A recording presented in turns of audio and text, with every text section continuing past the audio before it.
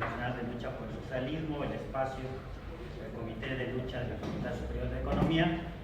Y nosotros como Comité de Cerezo somos una organización que llevamos 15 años de existencia y documentamos graves violaciones a derechos humanos, entre ellas la desaparición forzada, pero también la ejecución extrajudicial, la prisión por motivos políticos y las agresiones a personas defensoras de derechos humanos. En este sentido, nuestra aproximación con la desaparición forzada, sobre todo ya en un trabajo de documentación y de acompañar organizaciones y casos que también estaban luchando en contra de la desaparición forzada, fue en el 2010 a través de la Campaña Nacional contra la Desaparición Forzada, una iniciativa que intenta articular a diferentes organizaciones para poder visibilizar el fenómeno de la desaparición forzada en México. Y para tener claro también los conceptos, cuando hablamos de desaparición forzada, es necesario decir que para que una desaparición tenga el carácter de forzado, según el estándar internacional de derechos humanos, necesita reunir tres características. La primera, que sea una detención, ya sea ilegal o legal, una sustracción de una persona. La segunda, que ésta sea llevada a cabo por autoridades o funcionarios o agentes del Estado o por particulares con el consentimiento, la aquiescencia, la tolerancia de agentes del Estado. Y la tercera característica es que los autores de esta desaparición nieguen el acto. Esas son las tres características para poder hablar de desaparición forzada, porque en el marco internacional hay 4 tipos de desapariciones. Hay desapariciones voluntarias, hay desapariciones forzadas, hay desapariciones por terremotos, por accidentes, catástrofes naturales, etc. Pero aquí estamos hablando de la desaparición forzada, o sea, de personas a las cuales hay una intención de desaparecerlas y de negar la responsabilidad. Segundo, en México también tenemos que tener claro que la desaparición forzada ya es algo que tenemos cerca de 40 años padeciendo esta desaparición forzada. No es algo nuevo. La primera etapa, podríamos decirlo, en lo que le han llamado la Guerra Sucia, 60, 70, 80, donde el Estado mexicano, como una política para neutralizar, eliminar a los grupos disidentes, ya sea armados o no armados, utilizó la desaparición forzada para combatirlos. Estamos hablando de entre 800 y 1200 casos documentados de desaparición forzada, y decimos documentados porque son los que se saben, porque hay muchísimos más que ni siquiera quedó un registro de quiénes eran esas personas que desaparecieron o que desapareció el Estado. Entonces son cifras muy conservadoras, son los que están los datos. Y en esta etapa la desaparición forzada era en un sentido muy clásico, contrainsurgente, en contra de grupos, comunidades, personas que se creía o apoyaban o eran disidencia armada o no armada. Luego viene, si bien la desaparición forzada en México nunca ha desaparecido, viene otro piquito, estadísticamente, que es en 1994 y 1996. Coincide con la aparición pública del Ejército Zapatista de Liberación Nacional y con el Ejército Popular Revolucionario en el 96, donde nuevamente el Estado mexicano, en una lucha contrainsurgente, utiliza la desaparición forzada en Chiapas, Guerrero, Oaxaca principalmente, para también combatir el accionar o la organización de estos grupos. Recordar que en los 90 el método preferido de Carlos Salinas no era la desaparición forzada, aunque lo utilizó, sino era la ejecución extrajudicial. Y la desaparición forzada en la última etapa, a partir del 2006, es donde vamos a encontrar que se mantiene la desaparición forzada como una política de Estado para neutralizar, para acabar con la disidencia armada y no armada, pero también la desaparición forzada amplía a otros sectores su actuación. ¿Qué quiere decir esto? Que a partir del 2006, y cuando Calderón anuncia la guerra contra el narcotráfico, que hemos insistido que no es una guerra contra el narcotráfico, porque el narcotráfico no se disminuyó, la droga no fue menos, no hubo menos trasiego, no hubo menos consumo, sino fue una guerra en contra de la sociedad.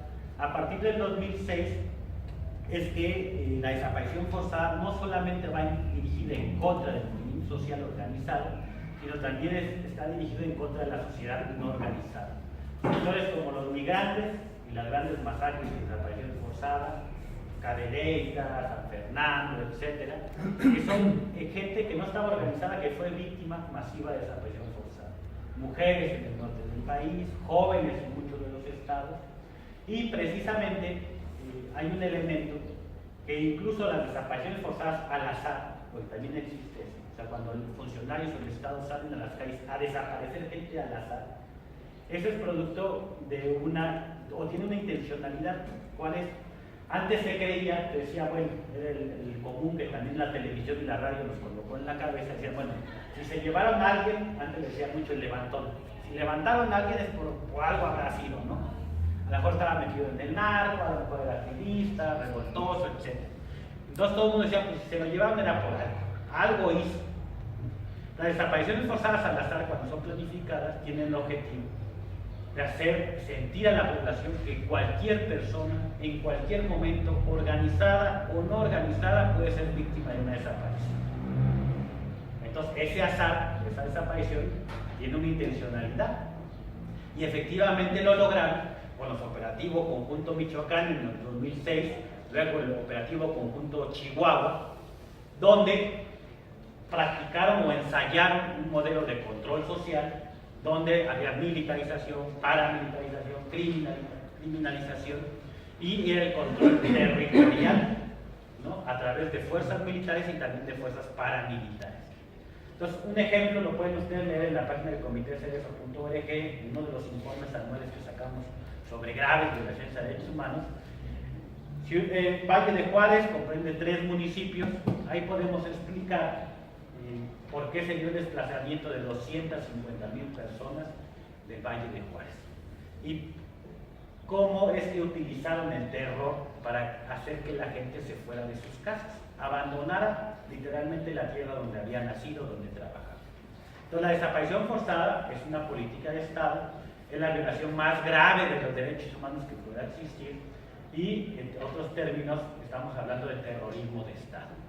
Pero la desaparición forzada es una de las graves violaciones de derechos humanos, pero nunca va solita.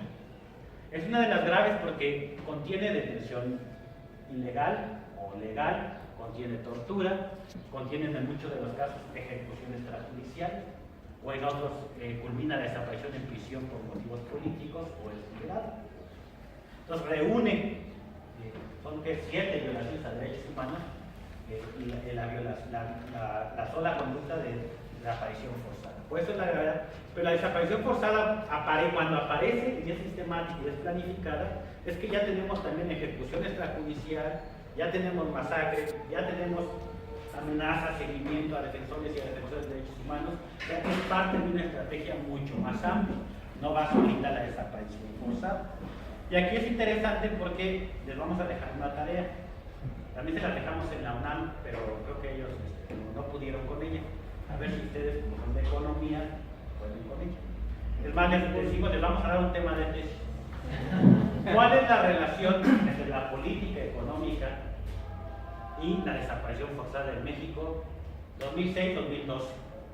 Para que así hay que acotar. No, si quieren nada más agarren 2011, que es un añito, y si quieren no todo el país, sino agarren una región o un estado o una localidad para que vayan así, ¿no?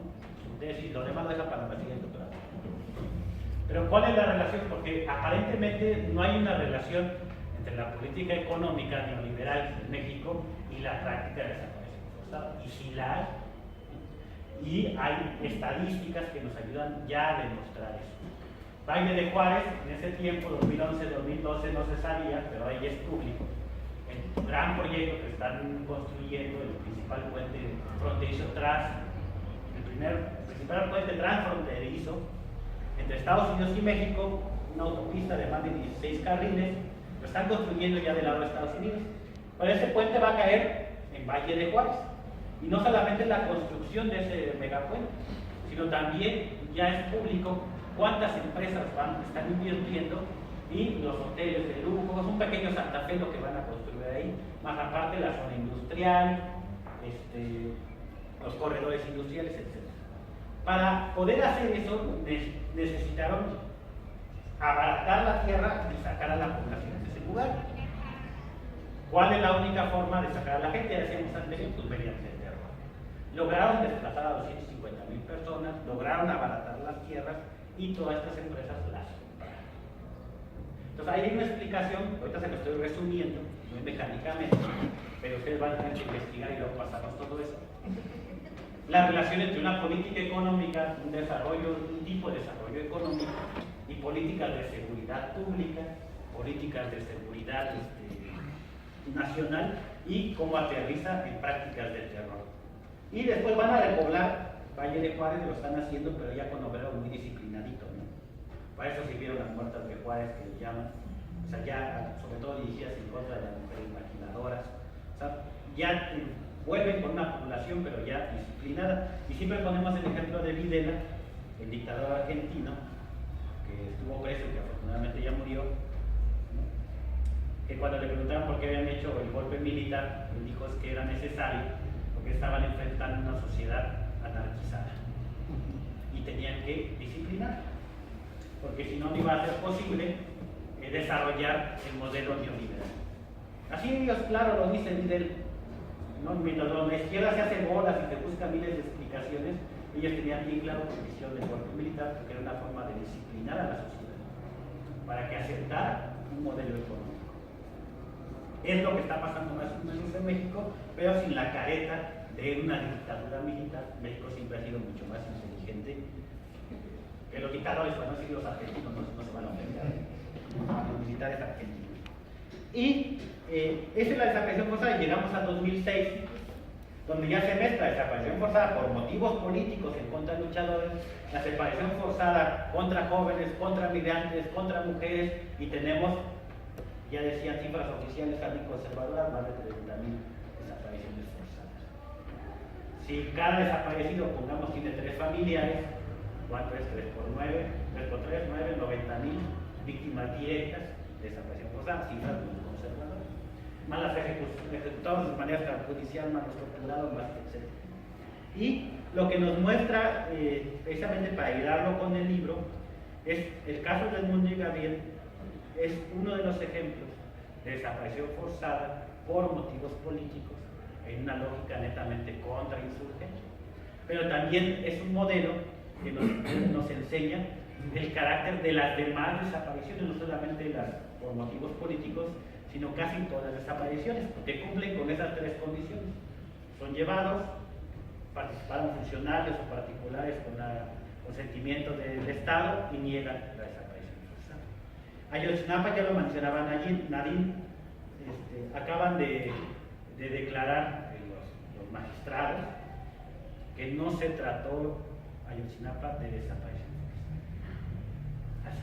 Ya no solamente la verdad histórica de los funcionarios de Peña Nieto, sino también el Poder Judicial acaba de declarar con sentencia que no es desaparición forzada lo que sucedió en Ayotzinapa.